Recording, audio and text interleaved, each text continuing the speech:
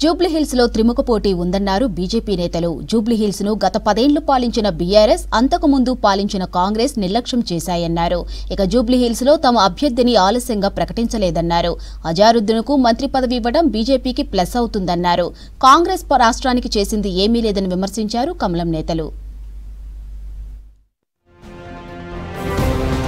మోదీ నాయకత్వాన్ని బలోపేతం చేస్తూ జూబ్లీహిల్స్ లో పార్టీ అభ్యర్థి దీపక్ రెడ్డిని భారీ మెజారిటీతో గెలిపించాలన్నారు కేంద్ర మంత్రి కిషన్ రెడ్డి. గడిచిన కాలంలో బీఆర్ఎస్, కాంగ్రెస్ లు ఈ నియోజకవర్గాన్ని పూర్తిగా నిర్లక్ష్యం చేశాయన్నారు. జూబ్లీహిల్స్ లో ఎక్కడ చూసినా డ్రైనేజీలు పొంగి పొర్లుతున్నాయన్నారు. జూబ్లీహిల్స్ సెగ్మెంట్ శ్రీనగర్ కాలనీలో బైక్ ర్యాలీలో పాల్గొన్నారు కిషన్ రెడ్డి. బీజేపీ గెలవకపోయినా ఈసారి మార్పు తీసుకురావాల్సిన సమయం ఆసన్నమైందన్నారు. జూబ్లీహిల్స్ బైపోల్లో తాము కింగ్ మేకర్ కాదు, కింగ్ అవుతామని బీజేపీ స్టేట్ ఆఫీసులో జరిగిన చిట్చాట్లో చెప్పారు కేంద్ర మంత్రి కిషన్ రెడ్డి. టీడీపీ, జనసేన కార్యకర్తలు తమ కోసం సానుభూతితో పనిచేస్తున్నారన్నారు. అలా అని వారితో తాము జతకట్టుకొని ఏం తిరగడం లేదన్నారు. జూబ్లీహిల్స్ లో త్రిముఖ పోరు ఉంటుందన్నారు. సర్వేలు ఎక్కడ ఉండి చేశారో ఎవరికీ తెలియడం లేదన్నారు.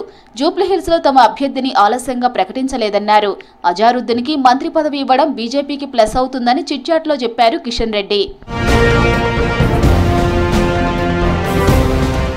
రాష్ట్రంలో తుఫానుతో 3 లక్షల మంది రైతులకు చెందిన 5 లక్షల ఎకరాల్లో పంట నష్టం జరిగిందన్నారు బీజేపీ శాసన సభాపక్ష నేత ఏలేటి మహేశ్వర్ రెడ్డి.